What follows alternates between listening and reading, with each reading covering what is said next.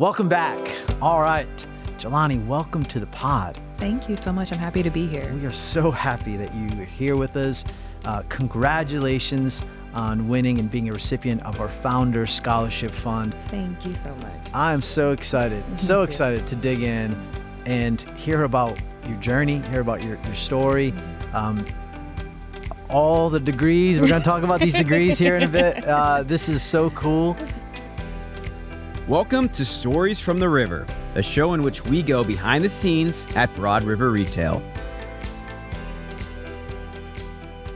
You are a memory maker with us at the river. And so let's just get, for our listeners, let's just get them to know a little bit more about you. So tell us about Jelani. Where's home? Well, I was actually originally born in New York, but I moved to South Carolina when I was almost 3, and I've lived there pretty much the rest of my life. I lived in Columbia for the most part, went to majority of my schools in Columbia, and then I went off to college at Coastal Carolina University, where I got my bachelor's degree in marketing. Yep. And that's really when I started my retail career as well. Like that was kind of like the only job you could get as a college student with the flexible hours. So I worked in retail. I worked my way up to being a manager probably right before I graduated from college. Wow. I just only working maybe a little bit of hours a week just was not working for me. So I was like, how can I get more hours? You got to become a manager. I was like, okay, so I'll do that. And then that's just how my management career kind of started. I've worked for Aeropostale, Bloomingdale's. I was actually in their executive development program. Very cool. So I've been kind of all over the place. Yeah. Lived in Miami for a few years. So yeah, my life is... I love it. I've seen a lot and I've done a lot. So moved down from New York, young. Yeah. So you're not a Yankees fan. No. All right, good. Just, coming from a Red Sox fan. So you moved to the Midlands, to Columbia, South Carolina, went to school there, and then decided to go out to the blue field out there in Coastal Carolina. Yeah. Teal. Yes. The one thing about Coastal, we kind of joked about this earlier, is the mascot, the Chanticleers. Chanticleer. People say it different ways, but I believe it's supposed to be Chanticleer. Chanticleer. Yeah. Okay, so the Chanticleers, it's a fierce and proud rooster is the mascot. So yeah, you weren't Coastal. You got your undergrad in marketing, and you really grew up in retail. You got retail in your blood. Yes, definitely. What do you love about retail? I love that no day is ever the same, and that is where I get my hustle spirit from. You have to make these sales. You have to make sure your employees are trained, and also making sure you're following company guidelines. So all of that put together, it just it gives me a rush. If there's a slow day, I'm I don't know what to do with myself. I need something to do. I love clothing, especially. I've always been into fashion, so working with clothing every day was also amazing for me, especially with my career at Bloomingdale's. That was my first time ever seeing high-end clothing brands I've never heard of before, just learning and, developing my knack for fashion, so... Yeah. You must think Chanticleer could be a clothing line. Right. Chanticleer. Yes, Chanticleer. That could be it. We might see that in the future. maybe something there. So undergrad, a lot of folks, so you got your undergrad in marketing, but you weren't done yet. You wanted to move on. Yeah. And so you talked about people and retail and how important that is. We know how important that is every day. It's what we do, right? I mean, and so with that, you got your master's as well. Yes. You want to tell us about that? Yes. So I ended up wanting to get my master's in human resources when I was Bloomingdale's was a very pivotal point in my career. It made me realize that maybe being in the store wasn't exactly for me long term. But I worked really close with my human resources manager there. That was my first time I ever had one in-house. And she just kind of took me under her wing. And she was just somebody I looked up to. And I was like, I want to do what you do. I want to do this. And so that's when I decided, I was like, I'm going to go back to school and I'm going to get my master's in human resources. I love it. Yeah. And that's what you did. So, so Southern New Hampshire, got your master's in human resources. And then, just as we get closer to you arriving here at Broad River, 2020 happened. So COVID, the pandemic, it was kind of a pivotal time for all of us. Right. And so that kind of transpired your move from then Columbia to up here to Charlotte. Yes. Well, actually, I was living in Charleston first. So I told you I've been all over the place. Yes, yeah. I was living in Charleston. That's when I worked for Forever 21. And then in 2020, they decided to close down my store and also close down the other store that we had in downtown Charleston. And then I was just going to take the unemployment and just, kind of try to figure it out. And then my district manager let me know, like, hey, we have an opportunity in Charlotte for you if you want to move up there. So I was like, might as well. So I went ahead and moved up to Charlotte, and then that's how I kind of ended up at Broad River. Yeah. How'd you hear about the opportunity with Broad River? I actually had a friend at my previous job who was interviewing for a recruiter position, but she said it wasn't for her. But the recruiter at the time was like, well, hey, I have another position if you know anybody who would want it. And so she actually said, well, my friend is looking for a position. She might like this. And that's how I came to interview. I had a great interview, great sit down with Heather, Kirsten, who was here at the time, yep. I believe Chrissy as well. And we just had a great conversation. It just flowed. And I felt so comfortable even in my interview. That's awesome. That's awesome. And you joined us as an onboarding specialist. Yes. But because of your determination and because of just the continuous learner that you are, yes. recently promoted and now you're managing the team. Yes. I was very excited to hear about when I got that promotion. I worked really hard for it. Onboarding, I believe, is so important and so pivotal when it comes to the memory maker experience and employee experience overall, because that's when they get their first look at how our company is and who we are. And I wanted to make sure that was special for everyone and that it went smoothly and we did everything that we could to make sure that first day was great for them. So that's so That's amazing. That's amazing. You know, we like to say that day ones are memorable, right? Yes. Everyone remembers their first day. Exactly. I remember my first day. Yeah, I've talked about it here on the pod. How Jonathan, one of our co-founders, he spent my whole first day he spent with me, and he walked me around, and we went to the outlet there on South Boulevard, and it looked a lot different than it does today, but he was very wise to say, hey, there's so much opportunity here, and look around, but in order to really kind of go and seize that moment, you have to kind of learn the business. Right. That's retail. Retail is detail, and so you did that. You did it with such a great just attitude, and now you're. I couldn't think of a better leader, leader of this team for us because of how much you care about it, right? And I love that. So with that, then you heard about this, this Founders Scholarship Fund. So what kind of inspired you to apply? I mean, let me just recap for our listeners. You have an undergrad. Yes. You have a master's. Right. And so you saw this Founders Scholarship Fund. And so what motivated you to kind of apply for this? Well, I had been thinking about it from the previous year when I first heard about it, but I wasn't eligible because I hadn't been here long enough. But I was like, I might as well just go back to school for something I really, really, really enjoy, something that's niche, something that could help me progress in my career and make me well-rounded. Yeah. So that's when I started looking into careers, looking into programs. At first, I was thinking about graphic design because I really, truly enjoy graphic design. Cool. That was actually my minor in undergrad, but some things happened. I had to drop it because I wanted to graduate on time. So ended up dropping it. But those classes I always truly enjoyed. So I was like, well, hey, I'll go back for that. And then, but that was me thinking in a learning and development space as well, because you need those skills and, knowing how to build things from the ground up. I thought, hey, that might work. And then in talking to our senior vice president, Jocelyn, and telling her about what I wanted to do, she was like, well, maybe you should go this path and look into this. And so that's when I did some more research into some different programs that were out there, and I stumbled across this learning experience design for K through 12 and adult learners. Very cool. So it would give me the opportunity to learn how to just build programs and trainings from the ground up for those who are in grade school and for our adult learners as well. I think that would help me to be a more well-rounded person. So I was like, hey, I'm going to go for it. And so you are now pursuing your second master's. Yes, my second master's. In L&D, learning and development. Yes. With acknowledging that, folks, we all learn differently. And so I think it's really cool how you combined your creativity, like your love for graphic design, into learning. Yeah. Because the design, like learning, the whole design aspect of it is so critical Right. of how we learn, how we kind of roll out the materials. And so some may say that podcasts are a way to learn, right? Yeah. And so that's the goal here. The goal here is that there's maybe one or two nuggets here that we can might be able to inspire or have someone take away that might impact them, just like folks have impacted you. Yeah, exactly. I agree. So you applied. You applied to the scholarship. Yes. Tell me about the phone call. Tell me about when you found out that you won.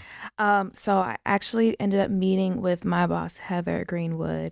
And she was like, well, I have some news for you. She always texts me and says, do you have a minute? And I'm always, and then she knows how much that makes me anxious. I'm like, oh my gosh, yeah, I have a minute. Don't send me that text. So I go into her office and she's like, I am so happy to let you know that you were a recipient of the, Founder Scholarship. And I was just so excited.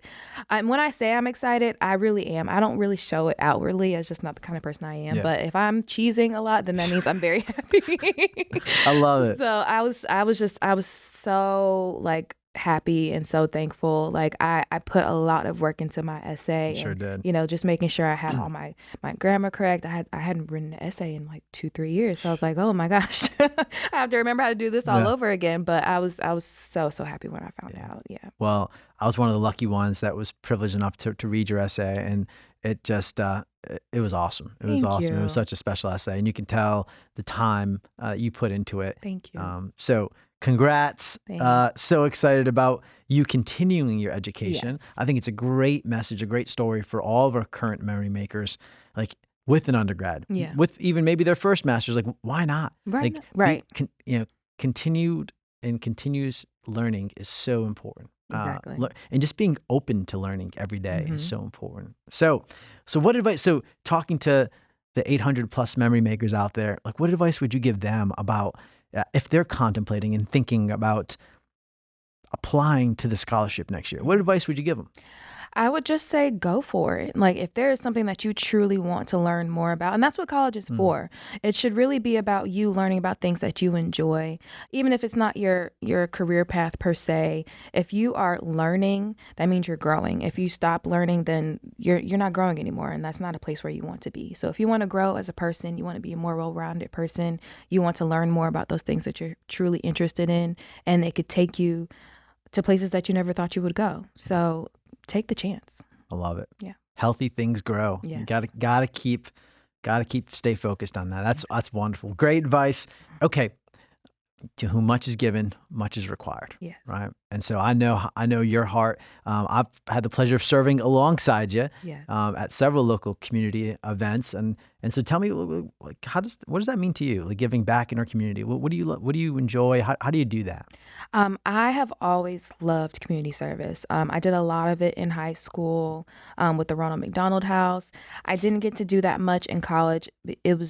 There was a lot going on in college. I'll just say that. But I didn't get to do as much as I would like to. Yeah. But any opportunity that I've had in any job, or especially with Broad River, I take every opportunity that I can to go and volunteer in our communities. I grew up the same way a lot of the people in the communities that we help grew up.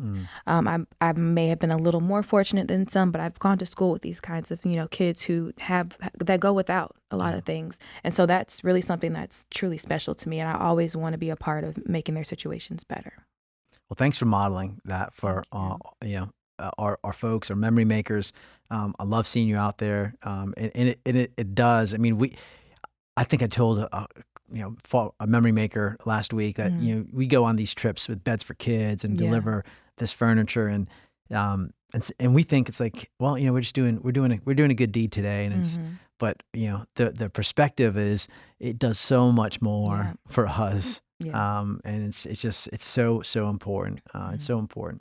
So with that, you don't get to this point with, it takes a village, right? Yes. And so it takes a community around you to help encourage you on those days that are a little tougher than others. And so as you think back to really like mentors, folks that have kind of helped you kind of contemplate career decisions, educational decisions. Who's that mentor for you? Who do you have? I honestly can't say that I've just had one mentor. I've had many. Working in retail, it's easy to move around, but I always find a person that I feel like I can trust and confide in to, show me the ropes. Let me know if you think I'm doing something right or wrong or something like I could help myself. I always look for a mentor wherever I am. I don't just, rely on one person because I feel like that's a lot to put on just one person. Mentoring is a lot more work than I think a lot of people think it is. So I feel like if you have a lot of different people that you can go to for different things, that again makes you more well-rounded, and it's not so stressful for those who are mentoring you. It's like, hey, I can go in and do this with Jelani, and she can take this tidbit from me, and then she can go with this person, and she can take that tidbit from them. And so I think that has really shaped me, is being able to find a mentor wherever I am. That's great. And just, utilizing my time with them. That's great. Okay, so dealer's choice here. So you get to pick. Okay. Whether it's coastal, whether it was through Southern New Hampshire. Think back to your classes. Like, what was one of your favorite classes? Well, like I said before, I really, really, really love graphic design. I took a black and white photography class my undergrad year, and that was my most favorite class I've ever taken. It was so much fun. You got to be really creative. I had to use like an old school camera where we had to develop film, and it was just amazing. That's really neat. Yeah, it was so much fun. A lot of hard work, a lot of hours you have to put into it, but it was worth it. And I still have a lot of those pictures to this day because I just loved it so Enjoyed much. it. Yeah. Do you still do photography? I don't, but I kind of want to get back into it because I really did enjoy it. Yeah. Like that was a nice, like, it was nice to have a class where I didn't feel it was burdensome or, oh, I have to do this to make sure I do this. It's like, oh no, I get to take pictures all day. I love that. Not bad. Yeah. So now you've decided to pursue this master's in L&D, kind of give us some updates. When do you start classes? Have you selected a place or that you feel is comfortable that you're gonna enroll in? Yes. So I have chosen to go to Western Governors University, which is also another online university. They have in-class, I believe, too. They're based out of Utah. Yep. And they have a couple campuses. So I decided to go with them just because the degree that I chose, it just kind of encompassed everything I wanted to know about learning and development, especially instructional design, too. I'm really, really interested in, which is like building programs and trainings from the ground up. So I've chosen there. I am shooting to start in July, but we may do August. It just depends on financial aid and all that kind of stuff. But hopefully July is when I'll be starting. That's exciting. That's exciting. So, like, you ready? Like now you're clicking back into education, and so what does that look like? I mean, do you have like a school list ready to go? Like trapper keeper, check. Sharpened number 2 pencils, check. What's? No, but maybe I should get one.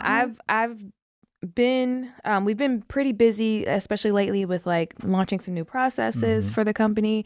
So I think now I can really take that time to really focus on, planning my time out, because I really want to devote the time that I need to my degree, as well as making sure I'm present every day in the work that I do.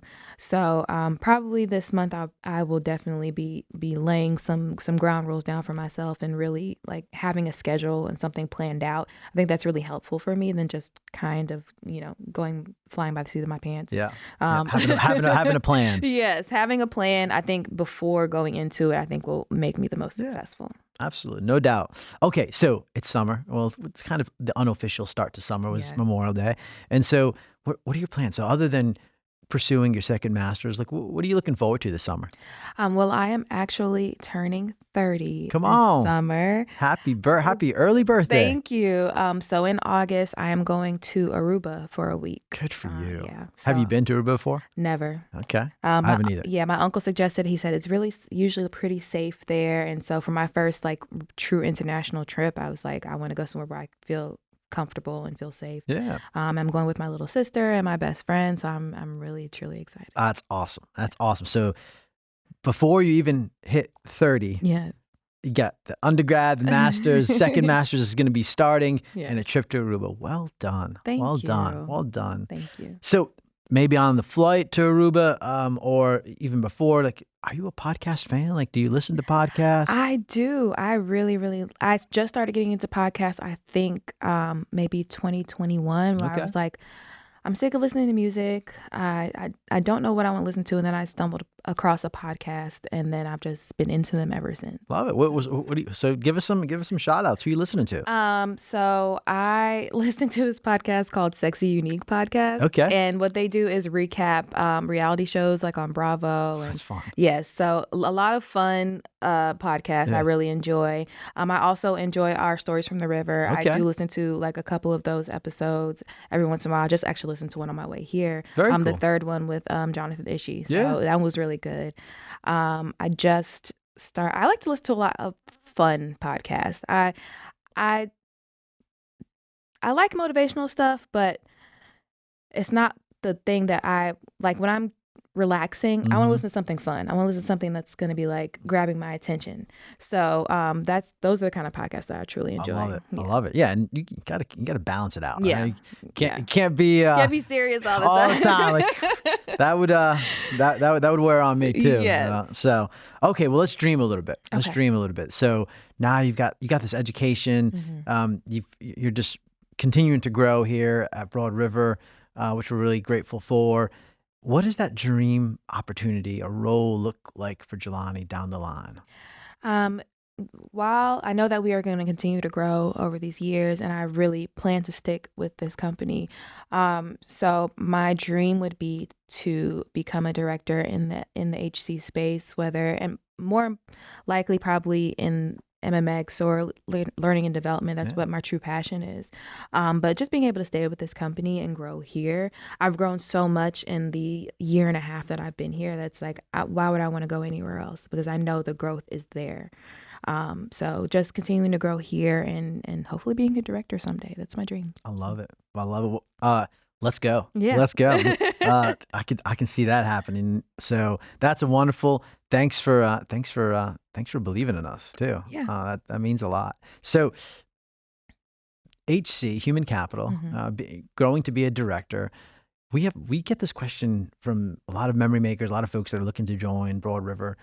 Tell me more about Human Capital. So for folks that want to join or that are considering going into L&D or onboarding, like what advice would you give them about joining the team? Like what are some of the things that they should research and like kind of must-haves in order to really be a good fit? Yeah. So you need to know employment law, first of all. So we have to make sure we're doing things lawfully, and then also know that your customer is the organization, or that the people in the organization are your customer. So you have to treat them as you would your normal customer, like if you're working in the stores. Just making sure you're there for them. You know how to listen to them, but also keep in mind, you have to juggle keeping the memory maker in mind, but also keeping the company and its values in mind as well. So learning how to juggle those things and really wear two hats is really important. So I think that's great advice. It's a lot of multitasking. Yes. It's a lot of prioritization. And so, but not just like with everything you have going on at work and professionally. And so it's just in life, right? Right. And so how do you do that? What are some tricks or some tips, best practices that you have about how do you balance everything? How do you get schedules, even now academics coming up, how do you keep things all organized and moving? I just make sure to always make that time for myself. I'm very thankful that my little sister is living with me now. She just moved with me a couple months ago. Nice. And so she gets me out of the house more. I'm a true homebody, but there are times when I need to get out. You have to go out and smell the fresh air. So she's young, so she keeps me young. She likes to go places. She likes to travel and do different things. We plan to go ice skating. She loves ice skating. She brought me into it. I haven't gone ice skating since I was like in elementary school, and it was not a good time.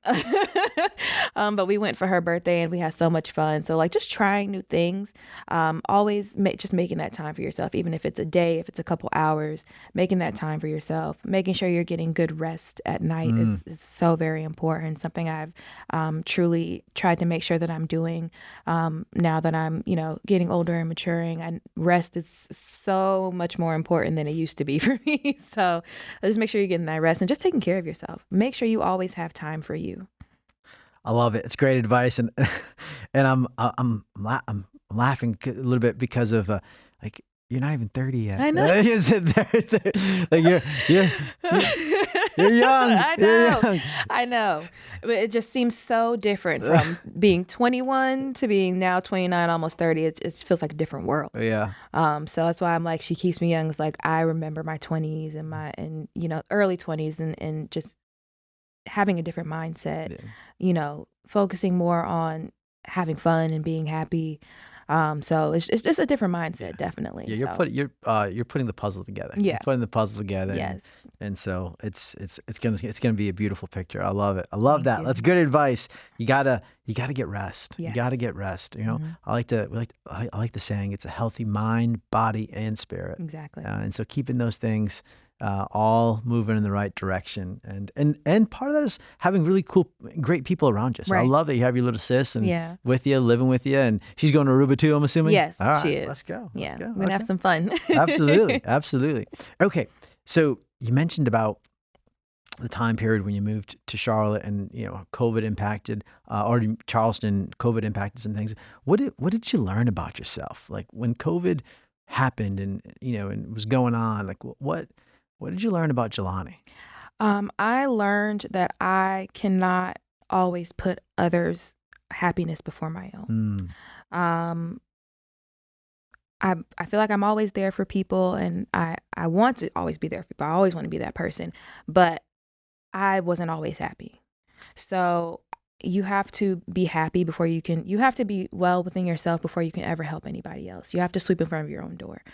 So that's what I truly learned during the pandemic, especially health wise. Like I need to take care of my health. I need to make sure that I'm eating healthy and trying to work out and all of that stuff to make sure that I am a full whole person. That's so that I can be that person for others, because I always want to be that person for others. I believe that was my true calling in life, is to be someone for somebody else. I love that. But I got to be someone for myself too. Oh gosh, that's so good, Jelani. That's so good. It's pouring it. We have to go first. Yes. In order, and I love that there's the desire there to go and pour into others. Yeah. But there has to be something to pour. Right. And exactly. so what you just meant, and I love that. Say that one more time. Like you got to sweep in front of your door first. Where'd you learn that? That's awesome. That's just the old saying I've heard like my whole time growing up. I think it's a real Southern thing. It's like you have to sweep in front of your own door before you're worried about somebody else. Gosh, that's so good. Yeah. I love that. Okay, so studying. You've done. You've done a lot of studying, Yes. and even as you prep for meetings or like. What's that look like? How do you set up? How do you get prepared? What are some best practices when it comes to studying? I need to make sure that I'm not around others because I get distracted very easily. So like if I'm at work and I'm prepping for something, I just put my headphones in and I try to listen to something that's not going to like truly make me listen, but it's just something else that's blocking out everything else around me. And then just going through things over and over and over again. I haven't always been the best studier. I'm not good at studying, but I've grown to get better at it because I have to remember things. I have to, you have to be repetitive. You have to, do all of that to make sure that you're learning the information and taking it in. And so getting into a position where I am, called on for more things and more projects, I have to be able to remember what I'm doing. So just that repetition has been very important, and it's something I've developed a lot during the last really 6 months because I've just been, have my hands in a lot of things here in the last 6 months, and just trying to make sure my memory is sharp. Yeah. Well, repetition's a big part of it. Yes. Right. Sometimes just like writing it down multiple, because then you get to kind of feel like the words and and it kind of commits it to memory. You're building that muscle memory. And I love that that about yourself. Like, hey, I need to put on my headphones, and I won't ask you to tell us who's on that playlist of who you're kind of zoning out to. I listen to Stevie Wonder radio on Pandora. I love Stevie Wonder. Stevie Wonder going on. And there's a lot of great music that comes on that radio. So that's usually who I'm listening to if I'm putting my headphones on. All right, shout out to Stevie Wonder on Pandora. Yes. We're gonna have a bunch of comments coming through on that. Okay. And so one of my favorites is to so that's all happening, but what's the snack of choice? What's that snack of choice as you're studying, as you're cramming for that exam or for that big project? I am a chocolate person. Okay. I love chocolate, and not cheap chocolate. There's a difference. I need like Lindor truffles, or I'm a picky, expensive girl when it comes to my chocolate. When it comes to chocolate, yes. Well, we're not going to name any of those, cheaper brands, right. but so tell us some more of those higher end chocolate. What do you love? Lindor, is that what you said? Lindor is my favorite. Top Their Lindt chocolate truffles. That's my go-to. I'll make a note here. That is my chocolate favorite chocolate out there. So, and then I'll have a craving for a Reese's every once in a while, like those things that you grew up with. It's my love language. Yeah. So, but I really do, and like chocolate is always going to be my go-to snack. A nice kind of chilled Reese's peanut butter cup. Let's go. Yes. Let's go. That was on my study snack list. So, what's next with onboarding and memory maker experience? What are you most excited about right now? We are shaking up our department just a little bit with transferring some different responsibilities. So I'm really excited for onboarding to be more immersed in the MMX side of our department. Also giving onboarding kind of a facelift, which I won't give too much. I'll let you see what it's going to look like in the near future. Okay. Got a teaser. Yeah, just some ideas that Jordan, my onboarding specialist, and I have come up with, and we are so excited, especially for 2024. We have a lot of exciting things planned for then too. That's wonderful. Jelani, with winning and earning this scholarship, I'm so excited about how it's going to continue to push and move you forward, not just with education, but as you continue to grow with Broad River.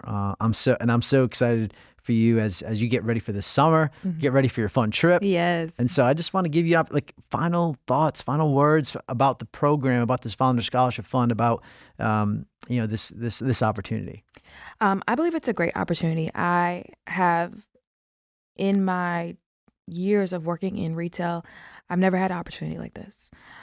So I'm really appreciative that this company is so focused on giving back, not only to our community, but to our people. And that we are number one to you guys. I really, really appreciate that. And especially working in the retail space and being in stores and seeing how sometimes we're forgotten. Sometimes corporate is like, you'll be okay.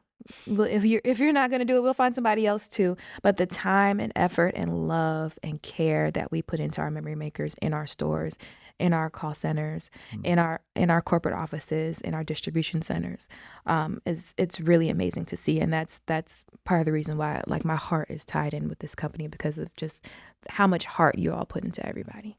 Well, it's we. Yeah. When we get asked about Broad River Retail and some of the amazing things that are happening around here, it's an easy answer. Yeah. It's an easy answer for us because there's no one person that it makes up Broad River Retail.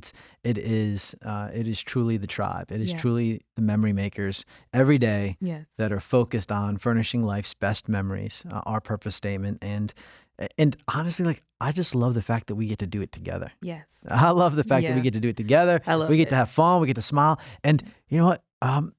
We don't always get it right.